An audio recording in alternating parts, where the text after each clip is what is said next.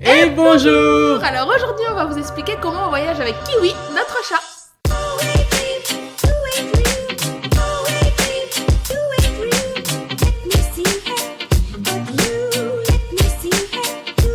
Alors pour ceux qui ne le savent pas encore, en fait on a adopté Kiwi il y a à peu près 5 ans et on l'amène régulièrement en voyage avec nous. Et en fait c'est une question qu'on nous pose beaucoup, c'est comment est-ce qu'on fait pour voyager avec Kiwi? On nous la pose souvent en commentaire de nos vidéos, mais aussi dans la vie, quand on la transporte dans sa caisse de transport dans les aéroports, les gens nous demandent comment est-ce que vous faites, parce que les chats c'est quand même des animaux qui sont connus pour être des animaux territoriaux. Mais d'ailleurs on nous demande aussi souvent quand on nous voit dans la rue nous promener avec elle ou sur les chemins de rando. On nous demande comment est-ce qu'on fait, et du coup on va répondre à vos questions. Alors la toute première question c'est, faut-il faire des papiers particuliers pour pouvoir voyager avec son chat? Et bah depuis 2004, c'est un peu comme pour les humains, les animaux de compagnie ont leur passeport. Donc c'est le passeport européen pour les animaux de compagnie. Ça se fait chez le vétérinaire. Et en fait, il y a besoin que de deux choses, c'est que l'animal soit vacciné contre la rage et correctement identifié, soit avec une puce, soit avec un tatouage. Et deuxième question, quelles sont les démarches auxquelles il faut penser avant de partir? Alors ça, c'est vraiment pour moi l'étape la plus importante. C'est quelque chose qu'il faut vraiment pas négliger. Parce que bien sûr, donc il faut avoir le passeport, mais il faut aussi et surtout vérifier les règles pour chaque pays. Donc c'est des règles qui sont différentes en fonction des endroits où on va. Il peut y avoir par exemple des vaccins obligatoires, il peut y avoir une quarantaine obligatoire à faire à l'arrivée, et surtout il y a des pays qui interdisent totalement l'accès aux chats. Alors il y a quelques années par exemple, il y a une dame suisse qui voyageait en camping-car, qui arrivait en Islande avec son chat, et malheureusement en Islande le chat était interdit, en tout cas arrivé par voie maritime, et du coup ils ont saisi son chat et ils l'ont détruit comme une marchandise illégale. La troisième question qu'on nous pose beaucoup, c'est comment voyager en avion avec un chat? Alors, il n'y a pas vraiment deux réponses qui fonctionnent pour toutes les compagnies aériennes. Pour voyager avec son chat en avion, il va falloir vous renseigner compagnie par compagnie parce que les règles ne sont pas les mêmes. Cet hiver, par exemple, on a voulu aller à Tenerife. On a regardé les billets d'avion de différentes compagnies. On a regardé EasyJet. Alors, malheureusement, EasyJet n'accepte pas les chats. Et du coup, on a pris Volotea. Alors, Volotea accepte du coup les chats sur ses avions. Mais malheureusement, le nombre de sièges avec des animaux de compagnie est limité. Donc le vol qu'on a pris par exemple, il y en avait 2 maximum. C'est pour que les animaux en fait soient pas les uns à côté des autres. Par exemple, s'il y a un chien qui voyage avec un chat, s'ils sont à 2 rangs d'écart et qu'ils se sentent l'un l'autre, ils vont paniquer, aboyer l'un sur l'autre et ça va incommoder tous les autres passagers, donc c'est tout à fait normal, mais du coup ça complique un peu les démarches. Et du coup, concernant le prix, là encore ça diffère des compagnies, enfin d'une compagnie à une autre. Là par exemple, pour aller à Tenerife, on a payé 40 € aller, 40 € retour juste pour le chat. Alors le chat jusqu'à 8 kg voyage en cabine avec nous, donc le chat reste en fait dans sa cage, donc on le met normalement sous le siège. Donc il faut une caisse de transport qui soit d'une taille appropriée, donc chaque compagnie a ses tailles appropriées. Et nous ce qu'on conseille c'est de prendre une caisse de transport qui soit flexible, comme celle-ci. Donc ça c'est la caisse de Kiwi qui est toute flexible.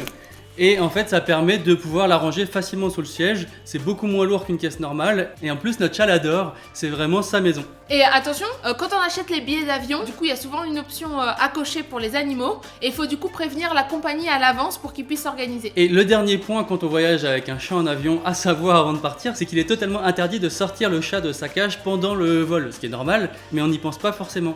Du coup il faut prévoir le coup en mettant par exemple une serviette éponge dans la caisse pour que le chat puisse faire pipi sans que ça inonde le siège, ou de prendre des mouchoirs pour au cas où le chat ait besoin de faire la grosse commission, qu'on puisse ramasser et que ça ne devienne pas perturbant pour tous les autres passagers. Autre question, quelles sont les affaires à prendre pour voyager avec un chat? Alors il y a deux philosophies, soit on prend tout, soit on prend le minimum et on achète sur place ce dont le chat a besoin. Nous ce qu'on préfère c'est quand même de prendre le maximum les affaires de Kiwi, comme ça elle a ses repères et elle se sent moins perdue pendant le voyage. Donc nous ce qu'on prend c'est son passeport, son carnet de santé, ses médicaments si elle a un traitement en cours. On prend aussi une caisse de litière avec sa litière, parce qu'en fait il faut savoir que Kiwi est un chat délicat qui a besoin d'une litière à silice à tout petit grain et elle n'accepte pas d'autres litières. D'ailleurs, si possible, on peut prendre 2 caisses de litière, ça prend pas beaucoup plus de place, c'est pas plus lourd et c'est beaucoup plus agréable pour un chat d'avoir 2 litières à disposition. On prend aussi suffisamment de croquettes pour tout le voyage parce qu'il faut savoir qu'un chat, c'est très mauvais de changer ses croquettes comme ça. De route. Voilà, parce que ça peut être mauvais pour sa digestion, son estomac. On prend aussi des affaires qu'elle aime, comme des petits jouets, elle a son petit jouet. On prend un grattoir de transport qui du coup se démonte et se met facilement dans la valise pour qu'elle puisse faire ses griffes partout plutôt que sur les sièges de la voiture de location. Et voilà, ça c'est le griffoir de Kiwi, donc c'est un griffoir en carton. C'est un petit griffoir de voyage, bien pratique, qu'elle aime beaucoup. et ça évite qu'elle fasse les griffes sur nos fauteuils. Kiwi, c'est de toi qu'on parle. Mais du coup, toutes ces affaires, en fait, ça rentre généralement dans une valise. Donc Kiwi, quand on voyage, elle a sa propre valise. Et on prend bien sûr son harnais et sa laisse pour qu'elle puisse se balader. Question suivante. Alors, est-ce qu'il y a des races de chats à privilégier pour voyager? Pas à notre connaissance, nous Kiwi c'est une ragdoll. Les ragdolls ils sont plutôt connus pour être attachés à leur maître plus qu'à leur maison. C'est-à-dire qu'elle va se sentir en sécurité près de nous. Du coup, on peut l'amener facilement en voyage. Elle s'adapte très bien dans les transports et dans les nouveaux environnements. Mais c'est pas seulement les ragdolls qui sont faciles à voyager, il y a plein de chats voyageurs qu'on connaît. La plupart sont des chats européens, mais ça peut être des chats de toute race. En fait, ce qu'il faut savoir, c'est que chaque chat a son caractère propre. Et c'est ça qu'il faut prendre en compte avant la race. Alors la question qui suit, c'est comment est-ce qu'on dresse un chat pour voyager? Alors non, on ne dresse pas un chat. Ça c'est une question qu'on a eue souvent. Mais comment vous avez fait pour dresser Kiwi pour qu'elle accepte de voyager? On n'a absolument pas dressé Kiwi. En revanche, en fait Kiwi elle est habituée à voyager depuis qu'elle est toute petite. Donc depuis qu'elle a 2 mois et demi, elle est avec nous. Et dès le départ, on l'a habituée à parcourir de grandes distances, notamment quand on habitait en van. Du coup c'est mieux d'habituer les chats à voyager très tôt. Mais ça veut pas dire pour autant que ça marche tout le temps. On a eu un autre chat avant, Mousse, qui a aussi commencé à voyager très très tôt, mais elle détestait les transports, vraiment elle miaulait tout le temps et on l'a pas dressée pour qu'elle puisse voyager, on a juste arrêté de voyager avec elle. Et même si Kiwi est simple, ça veut pas dire pour autant qu'on va juste voyager sans faire attention à elle, on est toujours attentif à ce qu'elle se sente bien. Par exemple, on sait qu'il y a un miaulement spécifique, quand on l'entend, on sait qu'elle a envie de faire pipi et du coup on a sa litière à disposition, on la sort, on la met dans un coin tranquille et elle peut faire pipi. Et aussi, on fait en sorte d'adapter nos voyages pour que Kiwi ait pas trop de temps de transport, trop de temps où elle est dans sa caisse de transport à s'embêter. Et si on ne peut pas adapter nos voyages parce qu'on voyage pour notre travail et qu'on n'a pas le temps de s'occuper de Kiwi, juste on part pas avec elle, on la laisse en France et elle est gardée par une nounou. Question suivante. Alors, comment trouvez-vous des logements qui acceptent des chats? Alors ça c'est vraiment le plus simple parce qu'aujourd'hui avec les sites internet du style Booking ou Airbnb, en fait, c'est indiqué directement dans les réservations. On peut même faire des filtres quand on fait des recherches. C'est marqué adapté aux animaux. Alors, ce qu'il faut savoir, c'est que souvent dans les hôtels, il y a des petits suppléments qui ne sont pas indiqués quand on fait la réservation. Donc, ça peut être 4, 5, 6 euros par nuit. Donc, c'est quand même un coût. Et ce qui est plus embêtant, par contre, c'est que ça restreint énormément les hébergements possibles. Souvent, on se retrouve avec des hébergements qui sont soit moins bien placés, soit moins sympas. Donc, on sait que quand on part avec Kiwi, on va pas forcément avoir la crème de la crème du logement. Mais c'est le plus important pour nous, c'est d'être avec Kiwi et pas d'avoir la meilleure literie. Et généralement, quand on sait qu'on va aller à l'hôtel ou en Airbnb, on lui coupe les griffes à l'avance, ou on demande au veto de lui couper les griffes, parce qu'en fait, souvent dans les chambres en location ou les appartements en location, il y a du mobilier, et c'est en fait pour éviter qu'elle fasse ses griffes dessus. Donc généralement, comment ça se passe quand Kiwi elle va dans une chambre d'hôte ou chambre d'hôtel? Alors elle fait un tour de la pièce, elle sent un peu partout. Nous, on installe sa litière dans un coin et également sa nourriture et son eau. Voilà. Alors Kiwi, comment tu trouves ton nouveau chez toi? C'est bien? Et le dernier point, c'est que même si le logement est marqué comme adapté aux animaux, ça ne veut pas dire que votre chat court aucun danger. Donc en fait, ce qu'on fait avant, c'est de faire le tour complet du logement pour vérifier qu'il n'y a pas un petit trou dans lequel elle pourra se glisser et où elle pourra se coincer. C'est arrivé notamment cet hiver quand on a loué une péniche à côté de Paris. En fait, on savait pas, mais il y avait un trou derrière dans la salle de bain. Et elle est partie en dessous et du coup, elle est allée dans les cales.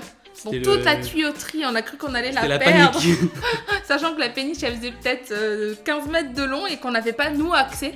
Donc elle était dans un tout petit trou, elle s'est glissée et elle est partie dans tous les coins, mais la tuyauterie et tout. Heureusement, c'est une peureuse, elle est vite revenue. Question suivante. Alors, est-ce que c'est facile de faire un road trip avec un chat?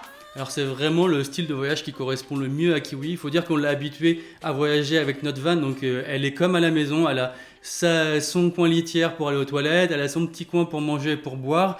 Et surtout, ce qu'elle adore, c'est rester en fait dans sa caisse de transport. C'est là qu'elle se sent en sécurité et où elle dort dès qu'on part quelque part. Elle dort beaucoup. Hein. On peut rouler toute la journée, on l'entendra pas de la journée, elle aura dormi de toute la journée. Vraiment. Et alors, ce qu'il faut savoir au niveau réglementation, en tout cas en France, c'est qu'il n'y a pas de règle officielle qui dit les animaux doivent être attachés ou non. C'est pas marqué dans le code de la route. Par contre, la règle généralement admise, c'est que les chats ou les chiens ne doivent pas être en liberté dans l'habitacle pendant qu'on roule pour la sécurité de tous. Du coup, faites en sorte de les garder dans leur caisse de transport. Et en fait, nous, dès qu'on entend le fameux miaulement du pipi de Kiwi, juste on s'arrête et on la laisse en liberté dans l'habitacle. Et là, elle va y aller tranquillement et on pourra repartir assez rapidement. Alors on disait à l'instant qu'en fait Kiwi, elle peut ne pas miauler de la journée, elle dort toute la journée. Mais par contre, alors ça c'est quelque chose qu'on a expérimenté quand on était en van. Arrivé à une certaine heure, en fait quand la nuit commence à tomber, Kiwi elle se met à miauler, je sais pas pourquoi mais elle supporte pas les voyages de nuit. Pour elle c'est peut-être anormal qu'on roule de nuit et là elle commence à paniquer. On sait pas si c'est les phares qui la dérangent mais en tout cas on préfère ne pas rouler de nuit quand on est avec Kiwi. Et la dernière question, c'est une question qui intéresse beaucoup de gens, c'est comment est-ce qu'on fait pour marcher en randonnée avec Kiwi en laisse? Malheureusement, il n'y a pas de solution miracle.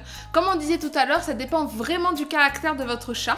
Nous, Kiwi, elle a tout de suite accepté la laisse. D'ailleurs, ce qui est assez drôle, c'est que dès qu'elle voit la laisse, elle vient se frotter à nous, elle ronronne parce qu'elle sait qu'elle va sortir. Et du coup, en fait, on la sort soit en laisse, soit elle est sur l'épaule de Clément quand elle commence à fatiguer.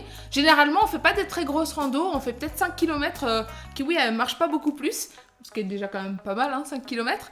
Mais quand elle est fatiguée, on voit qu'elle commence à traîner. Et du coup, c'est Clément qui la porte sur son épaule. Comme un perroquet.